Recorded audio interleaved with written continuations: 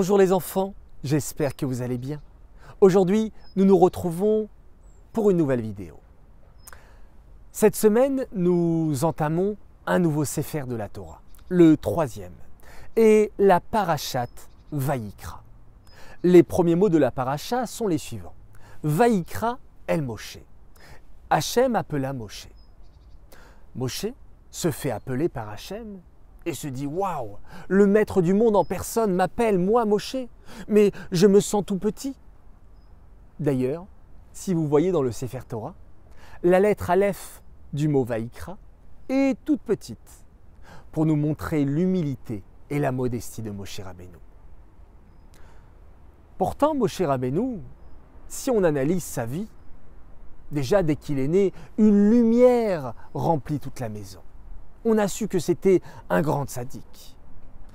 Puis, il nous a libérés de l'Égypte en affligeant 10 plaies terribles contre le roi Paro. Il nous a fait traverser la mer Rouge. Il nous a donné la Torah sur le mont Sinaï.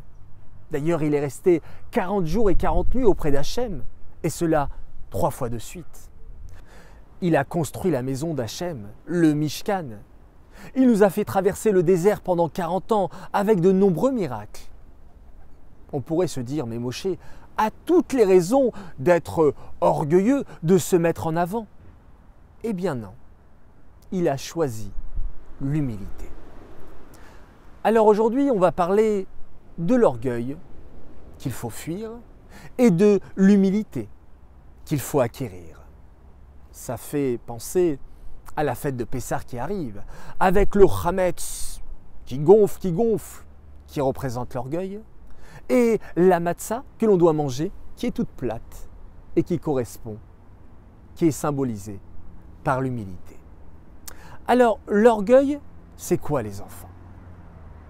L'orgueil, c'est se dire qu'on a toujours raison, qu'on ne se remet jamais en question, qu'on critique les autres, qu'on se sent meilleur qu'eux, et du fait qu'on se sent supérieur, alors ça va nous amener à de l'agressivité et de la colère, parce qu'on veut montrer qu'on est le meilleur, et moi ci, et moi ça.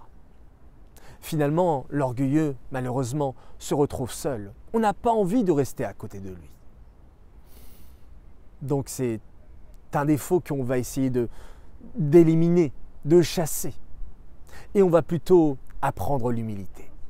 Alors l'humilité, qu'est-ce que c'est? L'humilité déjà, c'est prendre conscience que l'on n'est pas parfait. Oui, j'ai des défauts. Et j'ai envie de progresser, d'évoluer. Alors je vais écouter les conseils de mes parents, les conseils de mes professeurs, les conseils de personnes sages. Et grâce à eux, je vais élever mon niveau. Être humble, c'est accepter que les autres soient meilleurs que moi. Accepter que l'autre puisse me gagner. Oui, je l'accepte avec beaucoup d'humilité. Maintenant, vous allez me dire, d'accord, donc on va choisir la voie de l'humilité, comme Moshe Rabbeinu.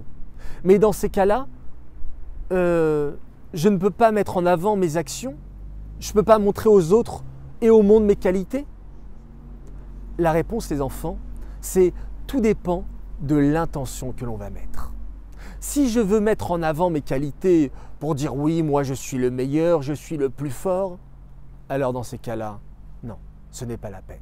Par contre, si je veux mettre en avant mes qualités, je veux apporter aux autres, apporter au monde, je veux qu'Hachem soit fier de moi et que l'intention que je mets, c'est les Shem Shamayim, c'est pour Hachem, alors dans ces cas-là, oui, ce n'est pas de l'orgueil, c'est plutôt de la dignité.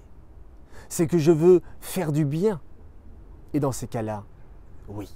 Alors les enfants, soyez humbles, soyez dignes, construisez-vous, apportez aux autres et faites du bien autour de vous. Voilà, j'espère que cette nouvelle vidéo vous a plu. Je vous dis Shabbat Shalom, de très belles nouvelles et restons humbles.